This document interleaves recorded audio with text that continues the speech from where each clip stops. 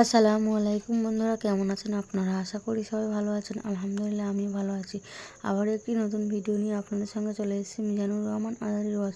আপনারা যারা যারা মিজানুর রহমান আজারির ওয়াজ শুনতে ভালোবাসেন তারা ফুল ভিডিওটি দেখতে থাকেন, আশা করি ভালো লাগবে। মাশাআল্লাহ, আল্লাহ তুমি কবুল করো। আমি কিছু প্রশ্ন করে উত্তর দেন। সকল প্রশংসার মালিককে, সকল ক্ষমতার উৎসকে। কেউ যেটা পারে না পারে কে, কেউ যেটা দেখে না দেখে কে, কেউ যেটা দেয় না দেয় কে। সে আল্লাহর জন্য আমরা পড়ব আলহামদুলিল্লাহ। সবাই পড়েন রব্বানা লাকাল হামদ হামদান কাসীরান তাইয়িবান মুবারাকান ফীহি ইয়া রাব্বি লাকাল হামদু কামা ইয়ানবাগি লিজালালি ওয়াজহিকা ওয়া আযীমি সুলতানিকা। লাকাল হামদু বিল ঈমান, লাকাল হামদু বিল ইসলাম, লাকাল হামদু বিল কুরআন। আমরা প্রশংসা করলাম কার? সব সময় প্রশংসা করব কার? খাওয়ার সময়, ঘুমানোর সময়, নামাজের সময়, জিকির করার সময়, সব সময় প্রশংসা চলবে একজনের। তিনি কে? আল্লাহর প্রশংসা করতে করতে আমরা যদি আমাদের জীবন শেষ করে দেই, আল্লাহর প্রশংসা করে কি শেষ করা যাবে? আল্লাহর নেয়ামত গুণে শেষ করা যাবে? ওয়া ইন তাউদ্দু নি'মাতাল্লাহি লা তুহসুহা ইন্নাল ইনসানা লাযালুমুন কাফফার। যদি আমি আল্লাহর দেয়া নেয়ামতগুলো গুনতে শুরু করে দাও, তোমার জীবন ফুরিয়ে যাবে, তোমার হায়াত শেষ হয়ে যাবে, কিন্তু আমি আল্লাহর দেয়া নেয়ামত গুনে গুনে তোমরা শেষ করতে পারবে না। আল্লাহ ওই বান্দাকে পছন্দ করে যে বান্দা সব সময় আল্লাহর শুকরিয়া করে বেশি বেশি। ইন্নাল্লাহা লা ইয়ারদা আনিল আবদি ইযা আকালাল আকলাতা ফাহামিদাহু আলাইহি ওয়া শারিবা শারবাতা ফাহামিদাহু আলাইহি। আল্লাহ ওই বান্দাকে খুব বেশি পছন্দ করে, সে যখন কিছু খায়, খাওয়া শেষে সে পড়ে আলহামদুলিল্লাহ। সে যখন কিছু পান করে, পান করার পরে সে পড়ে আলহামদুলিল্লাহ। এজন্য আমরা যেন কমপ্লেইন না করি আল্লাহর কাছে, অভিযোগ যেন না করি। আমরা সুখে দুঃখে সব সময় পড়বো আলহামদুলিল্লাহ। কি পড়বো? আলহামদুলিল্লাহর ভেতরে সুখ আছে, ঠিক কি না? চাওয়ার কোনো শেষ নাই, পাওয়ার কোনো শেষ নাই। গাড়ি আছে বাড়ি চাই, বাড়ি আছে নারী চাই, এটা আছে ওটা চাই, ওটা আছে সেটা চাই, ঠিক কি না? ওয়ালাই ইয়ামলা আফাহু ইল্লা তুরাব। কবরের মাটি ছাড়া কোনো কিছুই আমাদের খাই খাই অ্যাটিটিউডকে থামাতে পারবে না। এজন্য আমরা যেন আমাদের খাই খাই অ্যাটিটিউডটা একটু বন্ধ করি। আল্লাহ কিছু দিল না, কিছু পাইলাম না, হতাশ, অস্থির, আমরা খুব সুপার বিজি। এত অস্থির যেন আমরা না হই, আমরা যেন একটু স্থির হই। আমরা যেন জীবনের উদ্দেশ্য নিয়ে একটু ভাবি, আর সব সময় যেন পড়ি আলহামদুলিল্লাহ।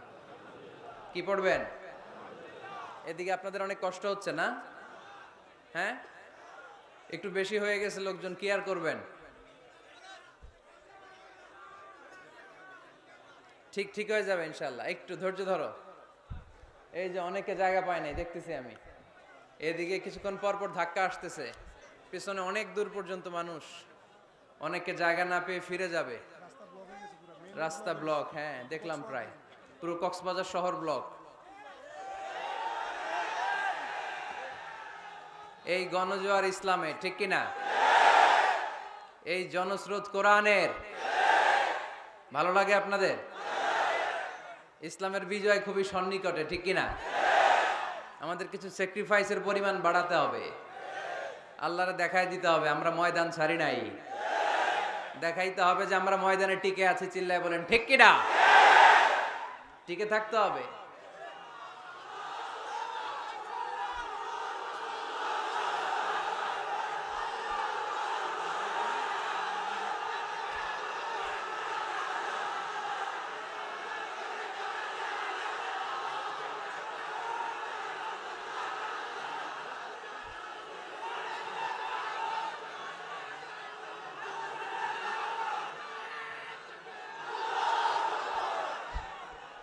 আল্লাহ তুমি কবুল করো। ইসলামের জন্য আমাদের যেই ভালোবাসা, এই আবেগ, এই উচ্ছ্বাস, এই গণজোয়ার, এই জনস্রোত, এই সবগুলোকে আল্লাহ তুমি ইসলামের বিজয়ের জন্য কবুল করে নাও। এ কাজে আমাদের এখলাসকে তুমি আরো বাড়িয়ে দাও। আমরা যেন ইসলামকে একটা বিজয়ী শক্তি হিসেবে দেখে যেতে পারি, তুমি তৌফিক দাও। ঐতিহাসিক তাফসিরুল কোরআনের মাহফিল 2019 23তম প্রোগ্রাম, 2 দিন ব্যাপী। স্থান হচ্ছে পূর্ব মুক্তারকুল দরগাপাড়া তাফসির ময়দান। এটা তাফসির ময়দান, মাশাআল্লাহ। আজকে দ্বিতীয় রজনী, আমাকে রেখেছেন প্রধান মুফাসসির, আপনাদের শুকরিয়া।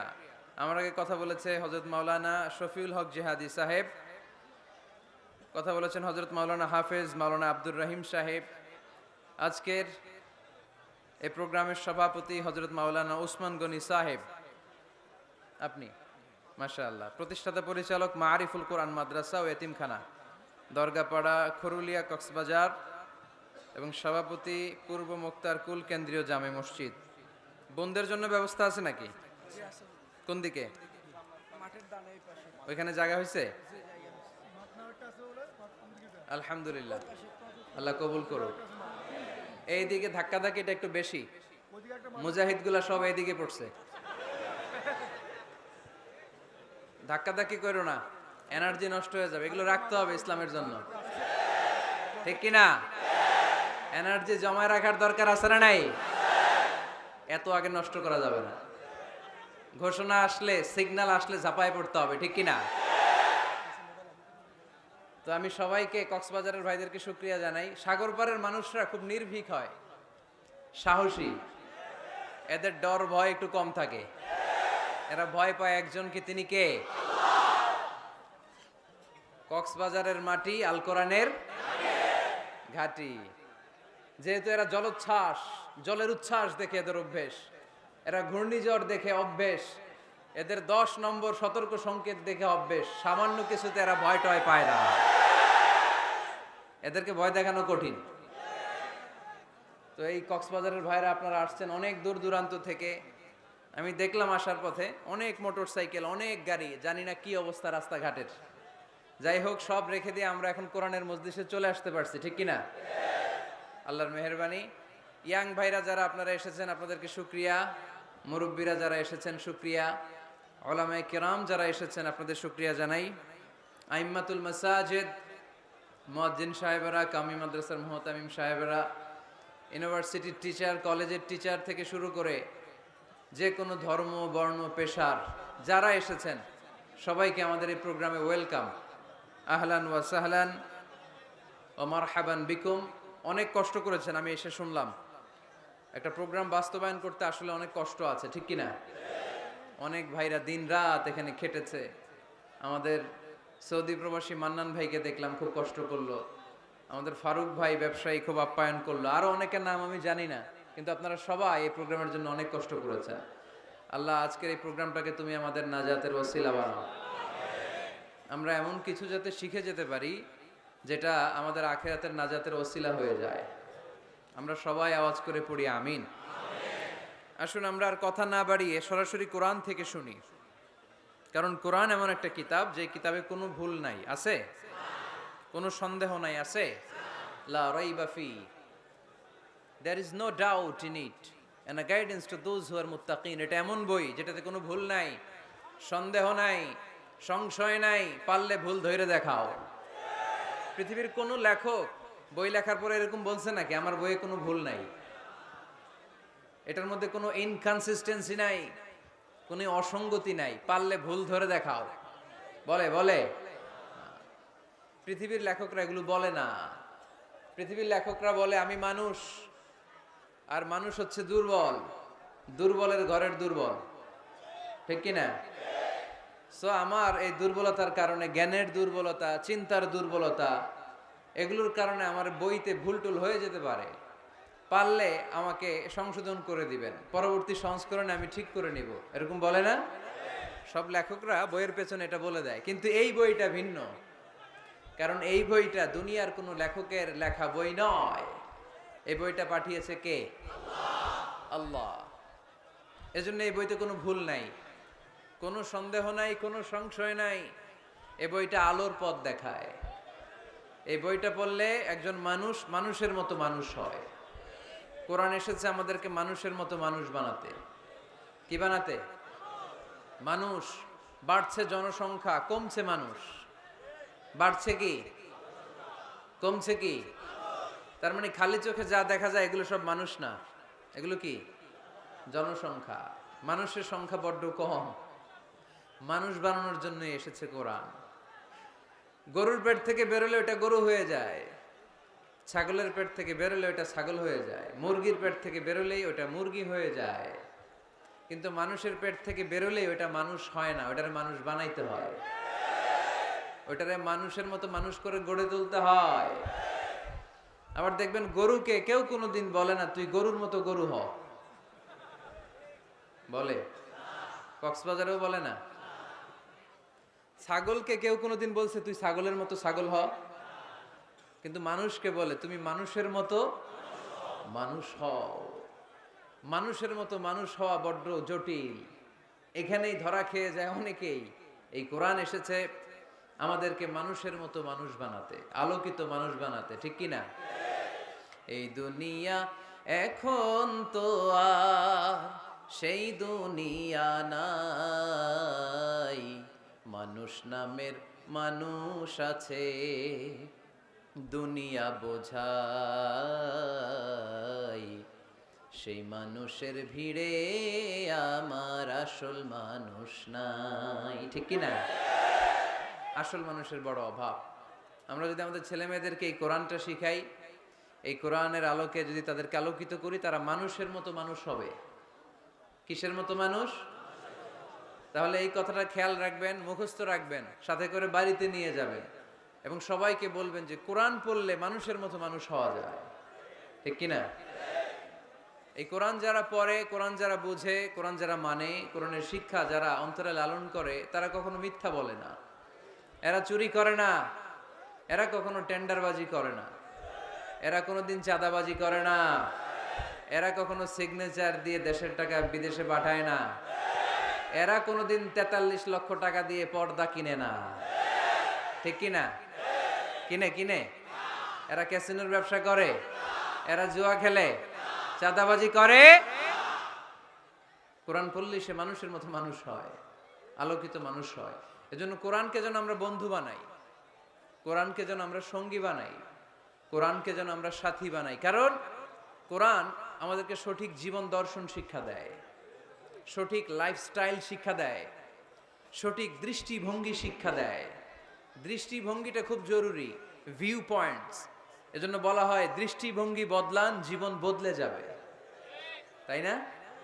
দৃষ্টিভঙ্গির পরিবর্তনটা অনেক বড় বিষয়। একই জিনিস থেকে, একই জিনিস, the same thing, someone take the positive news and some other they take the negative issue.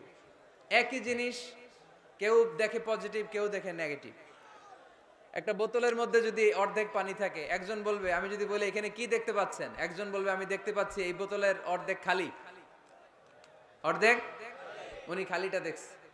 আবার আরেকজন বলবে আমি দেখতে পেয়েছি এটার বোতলের অর্ধেক পানি ভর্তি। দুইজনেরটাই ঠিক, তাই না?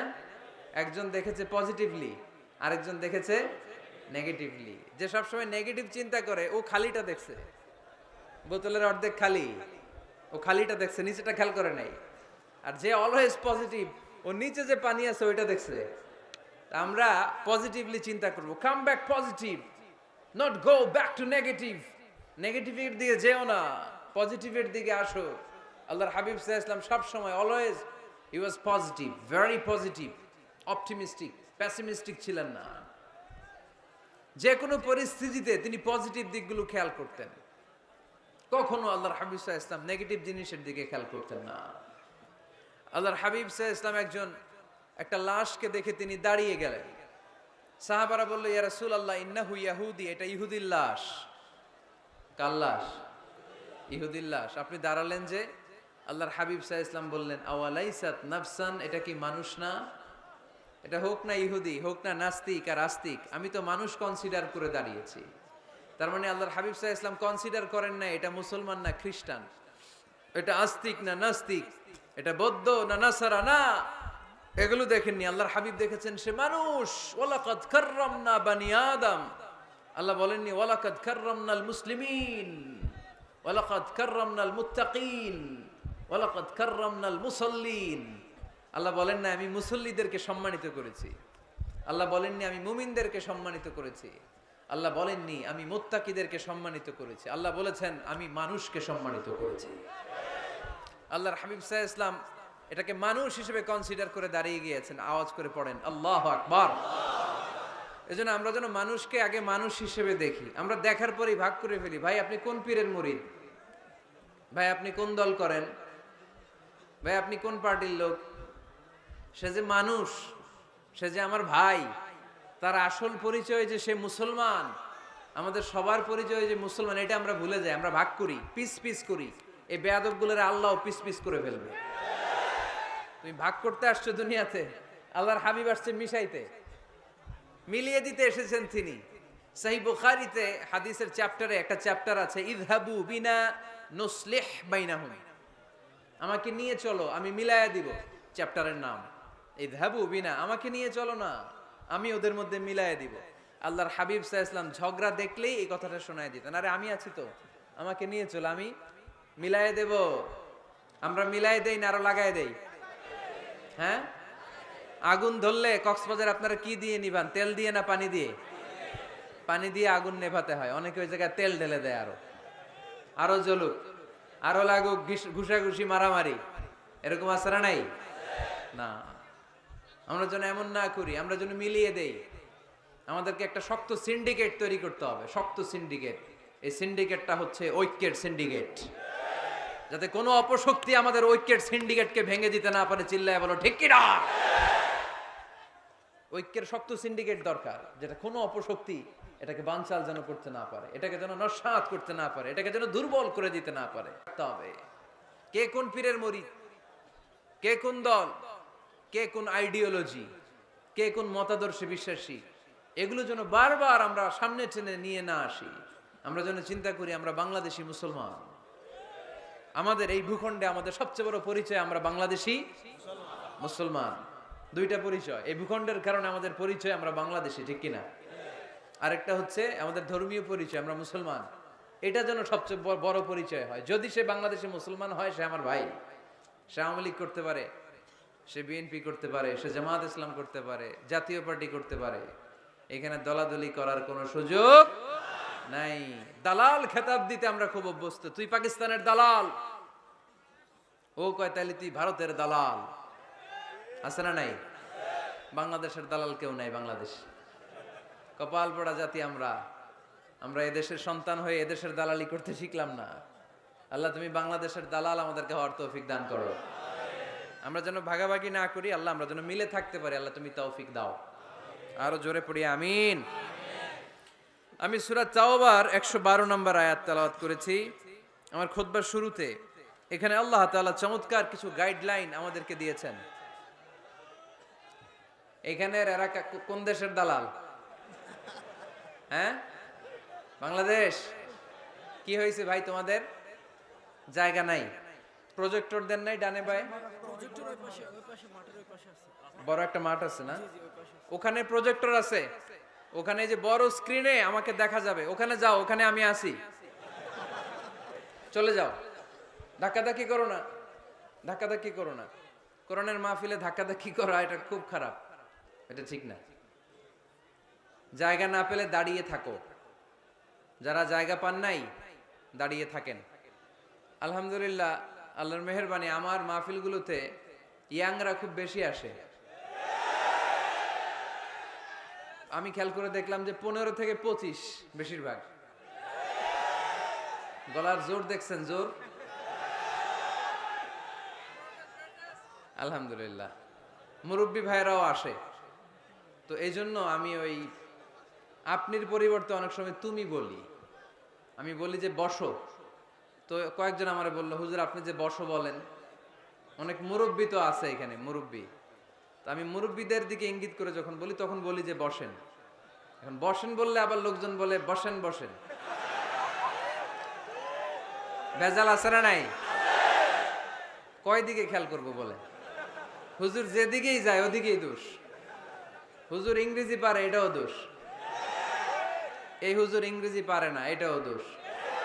হুজুর খায় বেশি, এটা দোষ।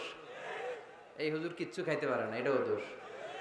হুজুর বিয়ে করে না, এটা তো মহা মুসিবত, এলাকার ইমাম তো বানানোই যাবে না, মহা দোষ। হুজুর অনেকদিন পরে বিয়ে করছে, এটাও দোষ। আছে না নাই? তো অন্যের দোষ যেন আমরা না খুঁজি। সম্মানিত ভাইয়েরা, আমরা ধাক্কাধাক্কি না করি, আমরা বসে যাই।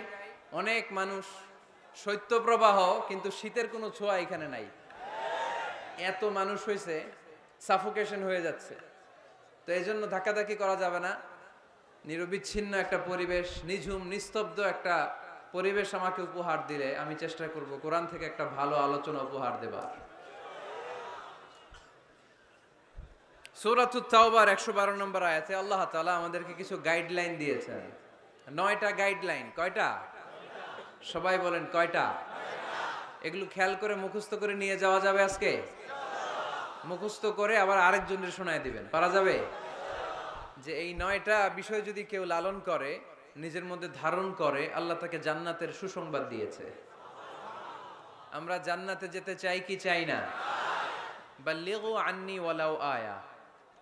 একটি আয়াত হলেও আল্লাহর হাবিব বললেন পৌঁছে দাও। আমাদের ধর্মের এই মিশনারি ওয়ার্কটা, এটা সবার দায়িত্ব। মিশনারি ওয়ার্ক, দাওয়াতি অ্যাক্টিভিটি, এটা শুধু মিজানুর রহমান আজহারির দায়িত্ব না। উনি এসে এসে শুধু দাওয়াত দিবে না, এটা সবার দায়িত্ব। আমি যদি বেশি জানি তো বেশি শোনাবো, আপনি কম জানলে কম শোনাবেন।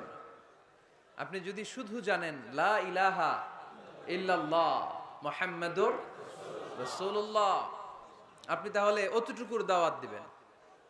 সবাই আমরা দাঈ ইলাল্লাহ। এজন্য কথাগুলো শুনবো, প্রথমত আমরা যেন এগুলো ধারণ করতে পারি, এগুলো পালন করতে পারি। কক্সবাজারের ভাইরা, অনেক ভাইরা এসেছেন, আমাদের সময় অনেক দামি। অনেকে দোকান পাট, ব্যবসা বাণিজ্য বন্ধ করে টাকা খরচ করে এসেছেন। সময়টা যেন কাজে লাগে।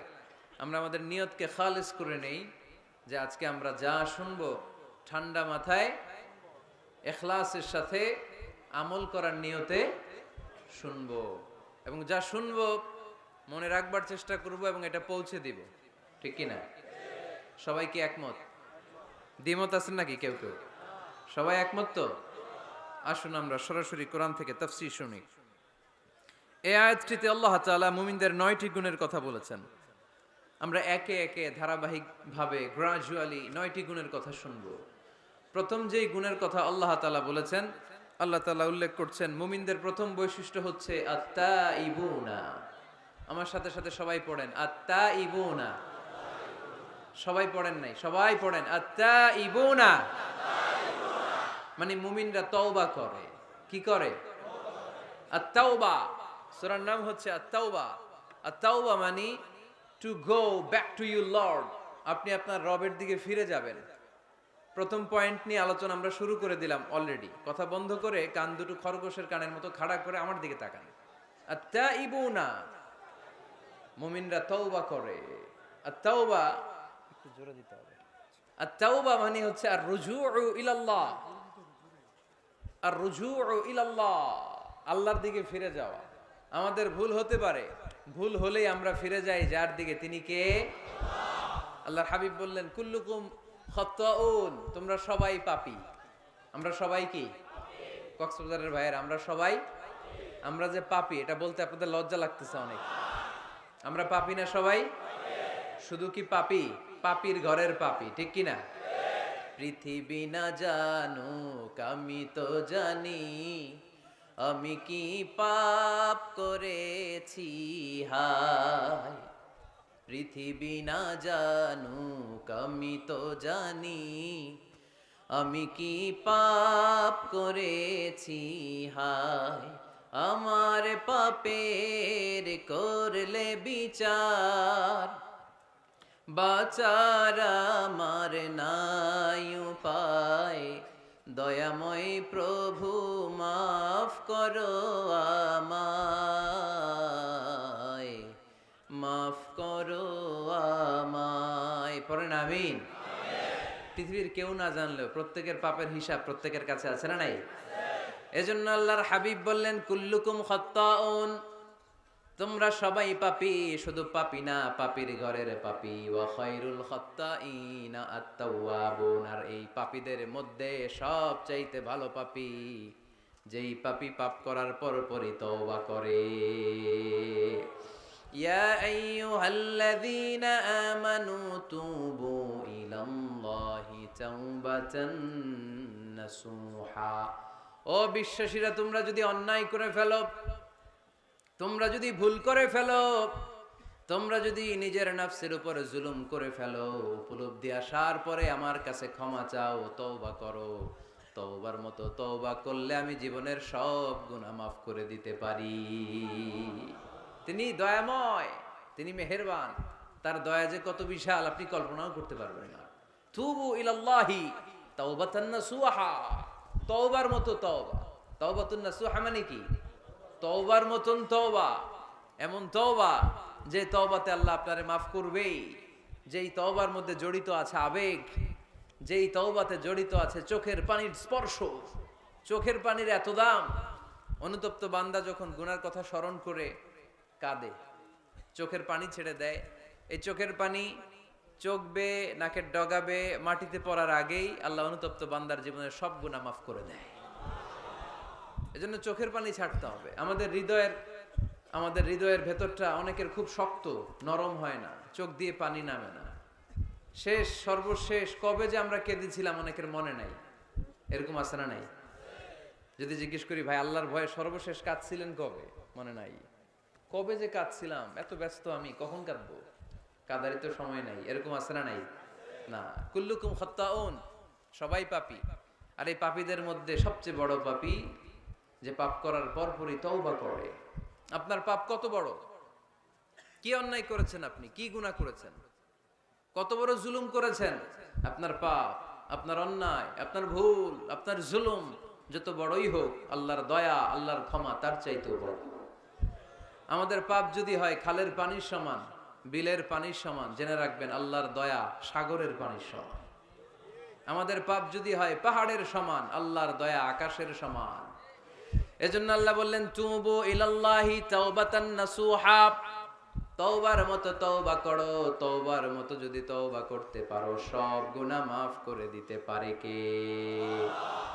কত যে দয়াময় তিনি, কত যে মেহেরবান। দয়ার ভালোবাসাকে তিনি 100 টুকরা করেছেন। এক টুকরা আমাদের সবার মাঝে ভাগ করে দিয়েছেন, 99 টুকরা উনি নিজের মধ্যে রেখে দিয়েছেন। দেখেন, আমাদের এক টুকরার ভালোবাসার নমুনা পৃথিবীব্যাপী আপনি খোঁজ করে দেখেন, কত ভালোবাসার ঘটনা। এক একজন যে কত লাভ স্টোরি জানে। যদি জিজ্ঞেস করি, ভাই একটা লাভ স্টোরি শোনান, আপনি ঘটনা শুনতে শুনতে নিজেই কাঁদতে শুরু করবেন। এত চমৎকার লাভ স্টোরি, এত চমৎকার ভালোবাসার উপন্যাস, এত চমৎকার নাটক, ভালোবাসার দৃশ্য দেখলে অবাক লাগে।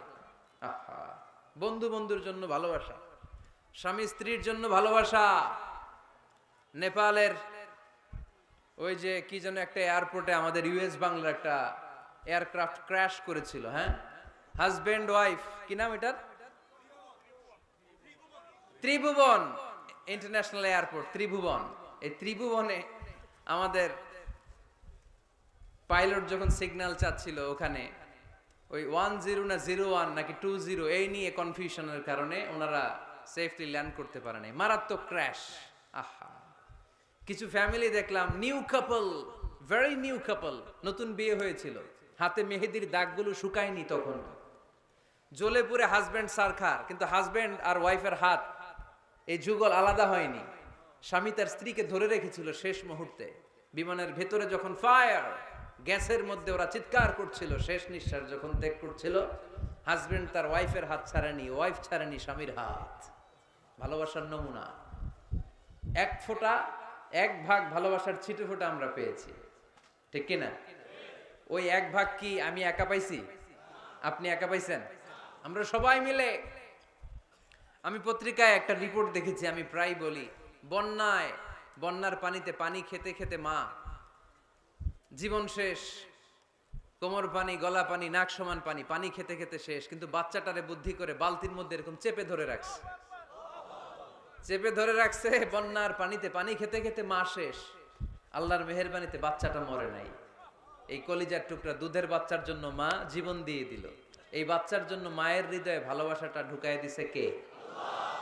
দুনিয়ার ভালোবাসার নমুনা যদি এই হয়, 100 টুকরা ভালোবাসার এক টুকরার এক্সাম্পল যদি পৃথিবীতে এই হয়, যার মধ্যে 99 টুকরা ভালোবাসা তিনি রেখে দিয়েছেন, তার ভালোবাসা বেশি না কম? এজন্য আল্লাহ বললেন, তওবার মতো তওবা করো, ক্ষমার মতো ক্ষমা চাও, কাদার মতো কাঁদো, কাদার মতো কাঁদলে সব মাফ করে দেয় কে? আপনি কি পাপ করছেন? আপনি কি অন্যায় করেছেন? কেন আপনি হতাশ? কেন আপনি নিরাশ? লা তাইয়াসু মির রাউহিল্লাহ, ইন্নাহু লা ইয়াইয়াসু মির রাউহিল্লাহি ইল্লাল কওমুল কাফিরুন। আল্লাহর রহম থেকে, ভালোবাসা থেকে নিরাশ হয়ো না। আল্লাহর রহমত আর দয়া থেকে নিরাশ হয় তারা যারা কাফের, ঠিক কি না? কত পাপ করেছেন আপনি? বনি ইসরাইলের এক সিরিয়াল কিলার ছিল, সহিহ বুখারীতে এসেছে, সে এত হত্যা করেছে, হত্যা করতে করতে করতে 99 জন মানুষকে সে সিরিয়ালি মার্ডার করে ফেলছে। কয়জনকে? আপনি মারছেন কয়জন রে? আমি মারছি কয়জন রে? সে 99 জনকে মারছে। কয়জনকে? 99 জনকে। মারার পরে তার অন্তরে ভয়, হায় রে 99 জনকে আমি শেষ করে দিলাম, না জানি আমার নসিবে কি আছে, না জানি আল্লাহ আমারে কি শাস্তি দেয়। ভয়ে এক রাহেবের কাছে গেল, খ্রিস্টান পাদ্রী, খ্রিস্টানদের আল্লাহর ওলি, যে বলে, ও আল্লাহর ওলি, আমার তো বড্ড ভয় হয়, আমি অপরাধ করেছি। কি অপরাধ? আমি 99 জনকে হত্যা করেছি। রাহেব বলে, 99 জনকে হত্যা করছো? সর্বনাশ, তোর কপালে তো ক্ষমা নাই। সিরিয়াল কিলার কয়, আমার কপালে যদি ক্ষমা না থাকে তোরে বাঁচায় রেখে লাভ কি? আমি যেহেতু শেষ, তোরেও শেষ করে মরি। ওরেও মেরে ফেলছে। এবার সেঞ্চুরি, এবার সেঞ্চুরি করে আবার ভয়, হায় রে 100 জনের মারলাম, না জানি আমার নসিবে কি আছে। খুঁজতে লাগলো কোনো ভালো আলেম আছে কিনা। আলেমের কাছে গেছে, যে বলে, আলেম 100 হত্যা করেছি আমি, 100 খুনের আসামি, আমার নসিবে কি ক্ষমা আছে? আলেম বলে, তুমি কি গুনাহ করছো মিয়া? তোমার গুনাহ যত বড় হোক, তোমার অন্যায় যত বড় হোক, তোমার পাপ যত বিশাল হোক, আমার আল্লাহর দয়া ভালোবাসা তার চাইতেও বিশাল। তুমি একটা ভালো জায়গায় যাও, এই এলাকাটা ভালো না, এখানে সব জালিমদের বসবাস, তুমি ভালো মানুষদের এলাকায় চলে যাও, সেখানে যে তওবা করো। লোকটার অন্তরে ভয় এসেছে, তওবার নিয়ত করেছে। বাসায় যে কাপড় চোপড় ব্যাগের ভেতরে ভরে ঘর থেকে বের হওয়ার সাথে সাথে মালাকুল মাউত এসে রূহ কবজ করেছে। ফাজাআত মালাইকাতুর রাহমা ওয়া মালাইকাতুল আযাব, রহমতের ফেরেশতারা আসছে, আযাবের ফেরেশতারাও আসছে। রহমতের ফেরেশতারা বলে, যেহেতু রিয়েলাইজেশন আসছে, ভালো পথে যাওয়ার ইন্টেনশন আসছে, আমরা রূহ নিব। আযাবের ফেরেশতারা বলে, না, এখনো তো ভালো হইতে পারে নাই, 100টা খুনের বিষয়টা সহজ না, 100 জন মানুষকে হত্যা করেছে, তার রূহটা আমরা নিয়ে সিজ্জিনে ঢুকাবো। রহমতের ফেরেশতারা বলে, না, তার রূহটা আমরা নিয়ে ইল্লিনের ভেতরে ঢুকাবো। 2 দল ফেরেশতার মারামারি, 2 দল ফেরেশতা ঝগড়া লেগে গেছে, এরা বলে আমরা, এরা বলে আমরা। ভেজাল আছে না নাই? আল্লাহ বলে, ধাক্কা ধাক্কি আর ঝগড়ার দরকার নাই, ফিতা দিয়ে মাপো। ভালো এলাকাটা, যে এলাকায় যাচ্ছিল, ওই এলাকাটা যদি কাছে হয়, রহমতের ফেরেশতারা নিয়ে যাবা। খারাপ এলাকা যদি কাছে হয়, আযাবের ফেরেশতারা নিয়ে যাবা। খারাপ এলাকাটা কি কাছে নাকি অনেক কাছে? একেবারে কাছে, ঘর থেকে মাত্র বের হয়েছিল, ঠিক কিনা? আর ভালো এলাকা তো অনেক দূর। আল্লাহ জমিনকে আদেশ করলেন, ভালো এলাকাটা তুই সংকুচিত হয়ে কাছে চলে আয়, খারাপ এলাকাটা তুই দূর থেকে দূরান্তরে চলে যা। মেপে দেখা গেল যে খারাপ এলাকা অনেক দূরে, ভালো এলাকা একেবারে কাছে। রহমতের ফেরেশতারা তার রূহ নিয়ে জান্নাতে ঢুকিয়ে দিল। চিল্লায় পড়েন আল্লাহু আকবার। এজন্য তওবা যদি তওবার মতো করতে পারেন, চাওয়ার মতো যদি আল্লাহর কাছে চাওয়া যায়, সব গুনাহ মাফ করে দিবে কে? বিশ্বনবী বলেন, আমার আগের কোনো গুনাহ নাই, পরের কোনো গুনাহ নাই। লিয়াগফিরা লাকাল্লাহু মা তাকদ্দামা মিন যামবিকা ওয়া মা তাআখার। আল্লাহ বললেন, নবী আপনার কোনো গুনাহ নাই, আপনি মাসুম, নিষ্পাপ, নিষ্কলুষ, আপনার কোনো পাপ নাই, গুনাহ নাই, অন্যায় নাই।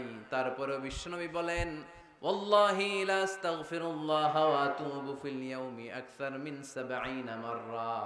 প্রতিদিন আমি বিশ্বনবী 70 বারেরও বেশি আল্লাহর কাছে তওবা করি। কয়বারের বেশি? কোনো গুনাহ আছে? কোনো পাপ আছে?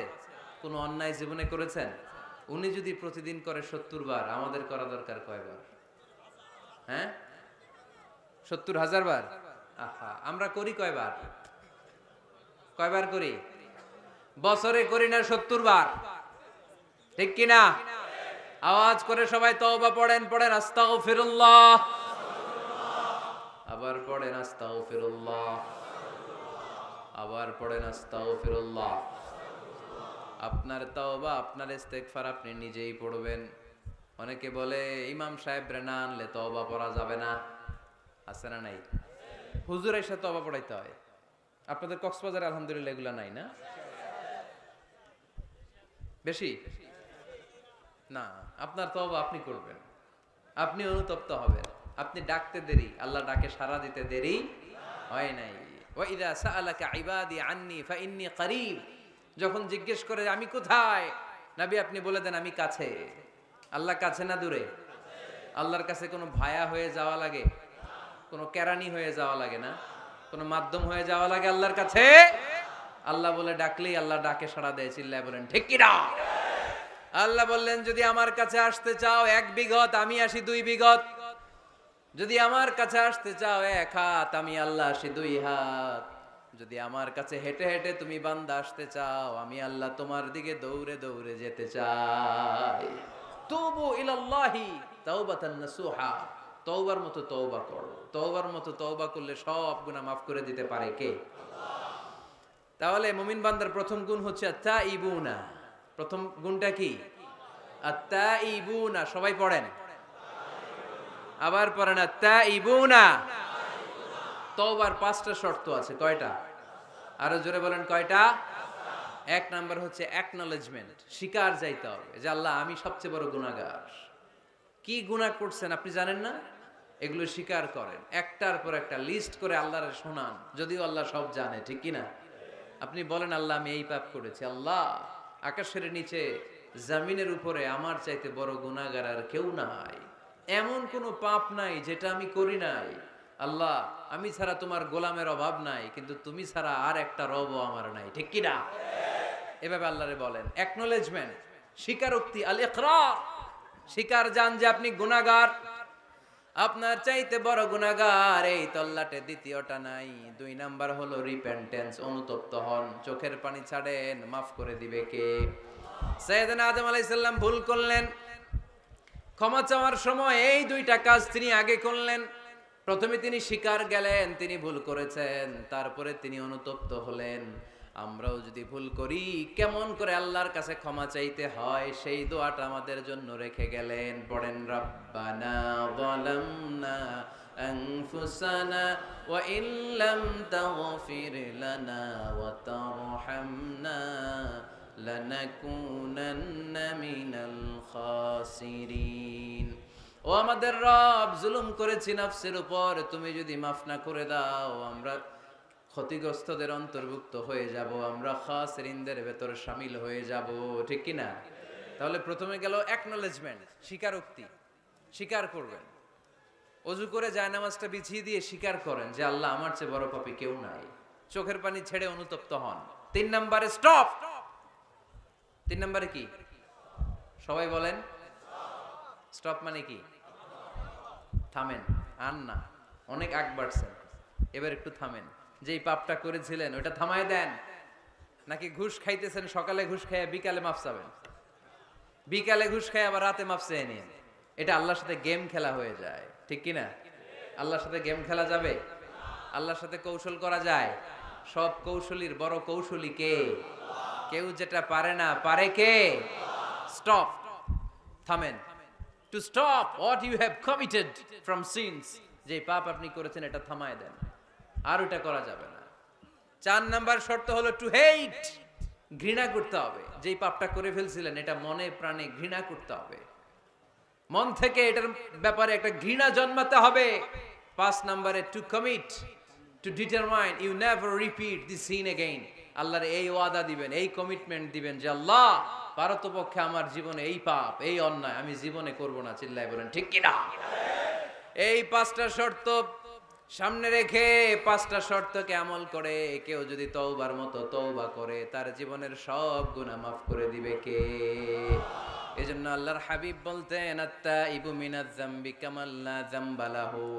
তওবার মতো কেউ যদি তওবা করে তার অবস্থা কেমন হয় জানো নাকি? মায়ের পেট থেকে বাচ্চা বের হলে নবজাতকের যেমনি গুনাহ থাকে না, তওবা কবুল হলে ওই ব্যক্তিটাও নবজাতকের মতো হয়ে যায়, তার আমলনামায় কোনো গুনাহ থাকে না। আত্তাইবু মিনাজ যামবি কামান লা যামবা লাহু।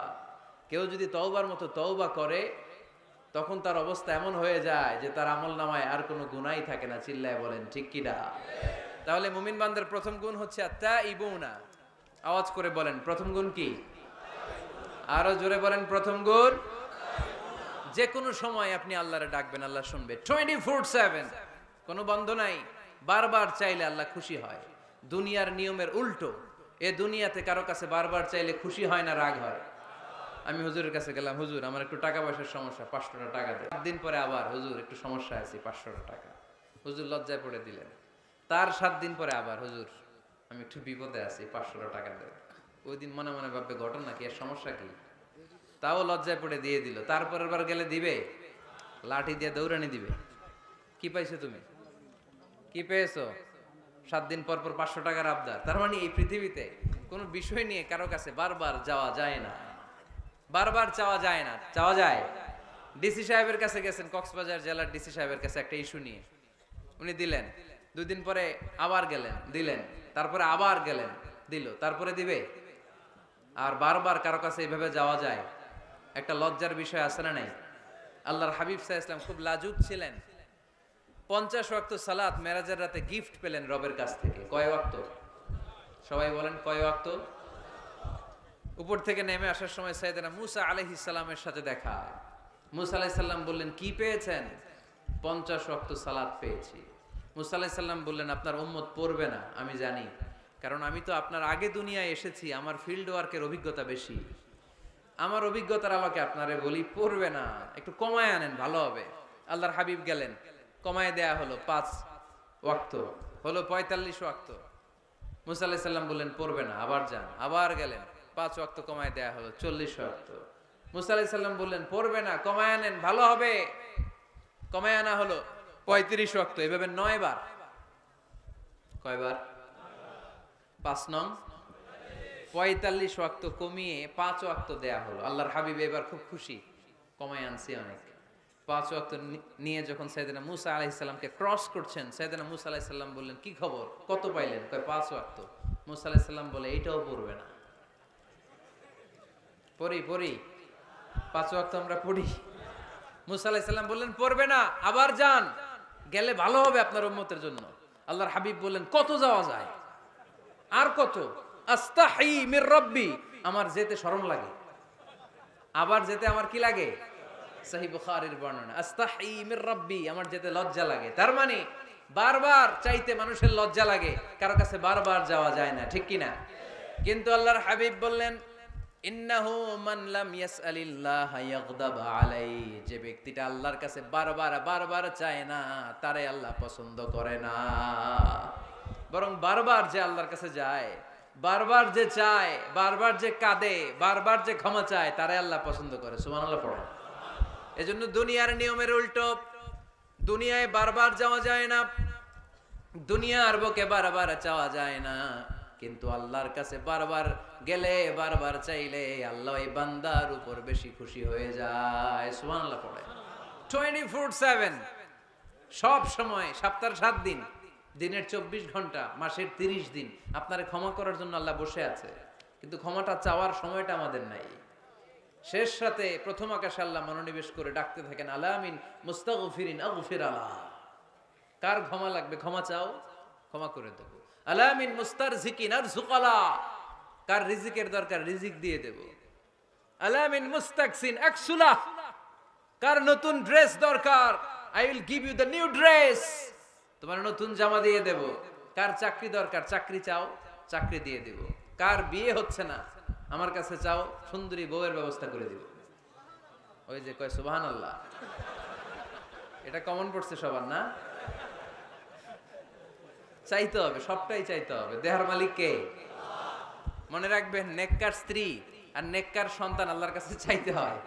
সাইয়েদনা ইব্রাহিম আলাইহিস সালাম নেককার সন্তানের জন্য দোয়া করেছেন, জাকারিয়া আলাইহিস সালাম নেককার সন্তান পাওয়ার জন্য দোয়া করেছেন।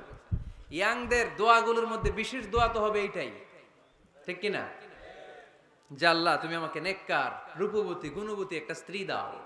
স্ত্রী যদি ভালো হয় ঘরটা জান্নাত, স্ত্রী যদি খারাপ হয় ঘরের ভিতরে দ্বিতীয় বিশ্বযুদ্ধ, ঠিক কি না? A timely marriage is very important for the young society of Bangladesh. সময় মতো বিয়ে, এটা সব জায়গায় আমি বলি। ছেলের বাবা যারা আছেন, মেয়ের বাবা যারা আছেন, ওদের দুঃখগুলো একটু বুঝেন।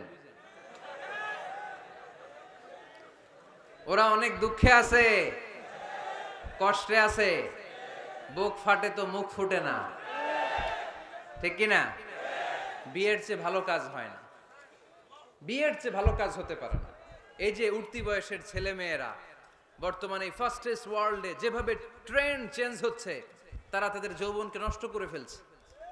তারা এই যে পরকীয়া, এই যে গার্লফ্রেন্ড বয়ফ্রেন্ডের যে কালচার, এগুলো আগে ছিল না, এগুলো দেশের মধ্যে এখন ঢুকছে। ওই যে চিল্লায় উঠতেছে অনেকে, দেখছেন? 100% কমন পড়ে গেছে এদের। তো এই যৌবনের তাড়নায়, এই যে যুবক বয়সে তারা যে পাপগুলো করে, অবৈধ মেলামেশার কারণে, হারাম রিলেশনশিপের কারণে একটা পার্সেন্টেজ গুনাহ বাবা মার কাঁধেও আছে না নাই? এজন্য খবরদার, ওদেরকে যদি সময় মতো বিয়ে না দেন, ওরা যে পাপগুলো করবে এটা শুধু ওদের পাপ নয়, আপনার কাঁধেও এই পাপ বর্তায়, তাই না? এজন্য আগে আগে বিয়ে দেন, অন টাইম, টাইমলি ম্যারেজ। মসজিদে মসজিদে বিয়ে করাবেন। ছেলের বাবা মেয়ের বাবা চলে আসবে, ইজাব হবে, কবুল হবে, খেজুর নিয়ে যাবেন, 1 কেজি, বিয়ে শেষ। সহজ হয়ে গেছে না? 1 কেজি 2 কেজি খেজুর খাওয়াই দিবেন। দিস ইজ দ্য ওয়ালিমা। আল্লাহর হাবিবের যখন বেশি টাকা ছিল তিনি বেশি খাওয়াতেন। এক বিয়েতে তিনি 400 জন সাহাবীকে খাসির গোশত, উটের গোশত আর রুটি খাইয়েছেন। ওয়ালিমা, বিয়ের খাবার। সুবহানাল্লাহ পড়বেন না? আরেক বিয়েতে টাকা পয়সা নাই। এটা হচ্ছে সাফিয়া বিনতি হুয়াই ইবনে আখতাব, ইহুদি রাজকন্যাকে বিয়ে করেছিলেন খায়বার যুদ্ধের পরে। তো ফিরে আসবেন, আল্লাহর হাবিব বললেন এখানেই বিয়ে করব, মরুভূমিতে আমাদের বাসর হবে। বাসর ঘর সাজানো হলো, আল্লাহর হাবিব বাসর করলেন। সকালবেলা তিনি বেরোলেন, সাহাবারা ধরলেন, ইয়া রাসূলুল্লাহ, আগে না ওই যে রুটি খাওয়াইছিলেন, আগের বিয়েতে গোশত খাওয়াইছিলেন, এইবার কি খাওয়াবেন? আল্লাহর হাবিব বললেন এইবার তো আমার কাছে টাকা পয়সা নেই, তোমাদের কাছে কি আছে বলো? দাওয়াত খাইতে চাইয়া পড়ছে বিপদে সাহাবারা।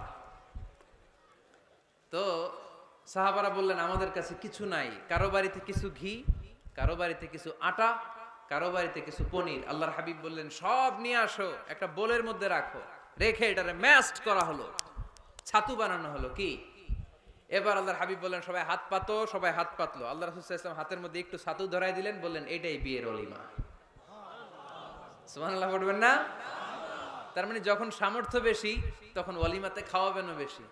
সামর্থ্য নাই, ছাতু খাওয়াই দিবেন অথবা খেজুর খাইয়ে দিবেন। খেজুরের চেয়ে ভালো মিষ্টান্ন আর হতে পারে না। খেয়াল রাখবেন, ফলের মধ্যে আছে সুক্রোজ। ফলের যে মিষ্টিটা, এটা কিন্তু বেশি ক্ষতি করে না, এটা খুব ভালো, ভেরি হেলদি। ফলের যে মিষ্টি এটারে বলে সুক্রোজ।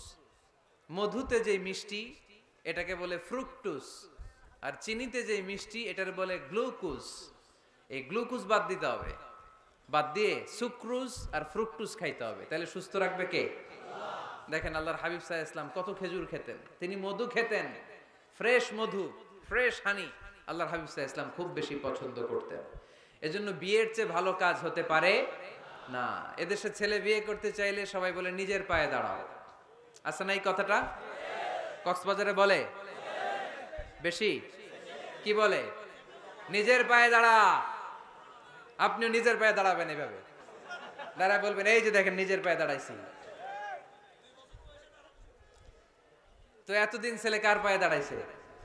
নিজের পায়েই তো দাঁড়াইছে। বিয়েটাকে সহজ করেন। এখানে জনপ্রতিনিধি কেউ থাকলে আপনারা একটু দায়িত্ব নেন, ওদের দুঃখ কষ্ট একটু লাঘব করে দেন, ওদেরকে একটু মিলায় দেন। এই বিয়েটা হচ্ছে ভালোবাসার বন্ধন, এটা জান্নাতি ভালোবাসায় ভরপুর একটা সম্পর্ক। কারণ সাইয়েদনা আদম আলাইহিস সালাম আর হাওয়া আলাইহাস সালাম দুইজনের বিয়ে হয়েছিল জান্নাতে।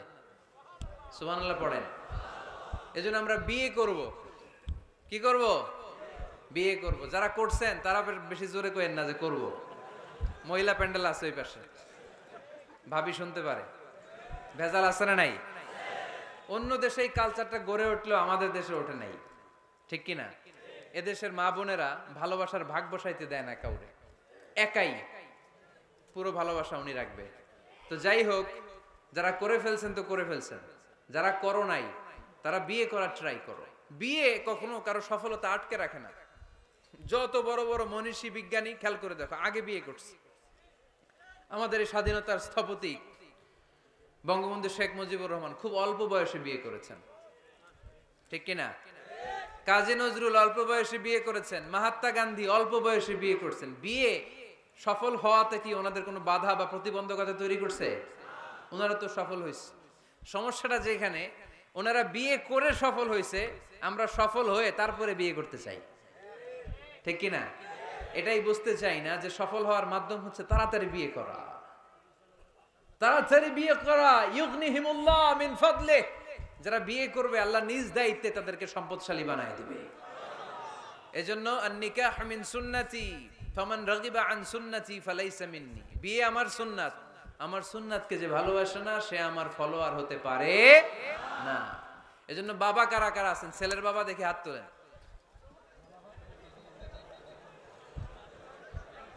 ছেলের বাবা হাত তুলে বলেন, আল্লাহ আমার ছেলেকে সময় মতো বিয়ের পিঁড়িতে বসায় দিব ইনশাআল্লাহ।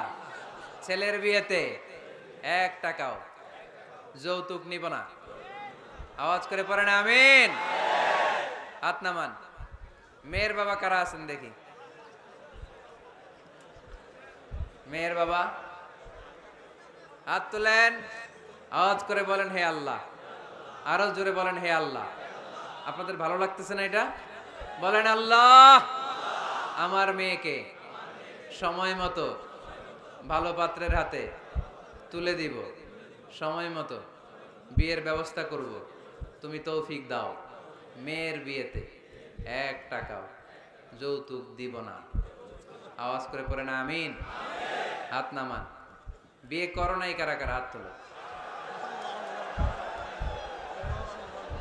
আওয়াজ করে বলো হে আল্লাহ সময় মতো বিয়ে করতে চাই, তুমি তৌফিক দাও। আওয়াজ করে বলো আল্লাহ হাত তুলে ওয়াদা করলাম আমার বিয়েতে 1 টাকাও যৌতুক নিব না। আমিন। আরো জোরে বলতে হবে আমিন। মাশাআল্লাহ। হাত নামাও, হাত নামাও। এই তো সবাই খুশি, ছেলের বাবাও খুশি, মেয়ের বাবাও খুশি, পাত্ররাও খুশি, মাইকের আওয়াজ শুনে ওইদিকে পাত্রীরাও খুশি। আলহামদুলিল্লাহ। কক্সবাজারের লোকজন খুশি হয়ে গেছে খুব। দেখছেন বিয়েটা যে ভালো জিনিস এটা তার প্রমাণ। বিয়ের কথা বললেই আনন্দ আসে, মুখে হাসি হাসে, প্রাণের মধ্যে উচ্ছ্বাস জাগে, ঠিক কি না? তাযাওয়াজু আল ওয়াদুদ আল ওয়ালুদ ফাইন্নী মুকাসিরুন বিকুম আল উমাম। সুন্দরী নারী দেখে, যে নারী বেশি সন্তান জন্ম দিতে পারে এরকম মেয়ে দেখে বিয়ে করো। বেশি সন্তান তোমরা নাও, কেননা আমার বেশি উম্মত হলে কিয়ামতের দিন আমি আমার উম্মতকে নিয়ে গর্ব করে দাঁড়িয়ে যাব। আল্লাহর হাবিব বললেন এই 1000 কোটি লোক আমার উম্মত। আল্লাহু আকবার। তাহলে বিয়েতে কোনো অকল্যাণ নাই। চেয়ারম্যান সাহেব যদি থাকেন, এমপি সাহেব যদি শুনে থাকেন, আপনি এই জন্য তো কথাবার্তা কয় না, চুপচাপ করে বসে আছে। কি নাম ভাইয়ের? টিপু সুলতান। মাশাআল্লাহ। টিপু ভাই আপনি এই ব্যবস্থাটা নিবেন, আপনার দায়িত্বে। আপনার দায়িত্বে এই অভাগাগুলার রেখে গেলাম, ব্যবস্থা করে দিয়েন, সহজ করে দিবেন, সহজ করে দিয়েন। ছেলে যদি মেয়েকে পছন্দ করে, মেয়ে যদি ছেলেকে পছন্দ করে, ছেলে যদি নামাজি হয়, মেয়ে যদি ভদ্র হয়, বাদ সাধবেন না, ঝামেলা করবেন না, বিয়ে দিয়ে দেন। কল্যাণ আছে না নাই? এজন্য বিয়েটাকে সহজ করবেন। যে সমাজে বিয়ে সহজ ওই সমাজে জিনা কঠিন, যেই সমাজে জিনা সহজ ওই সমাজে বিয়ে কঠিন। আমার দেশে জিনা করা সহজ না কঠিন?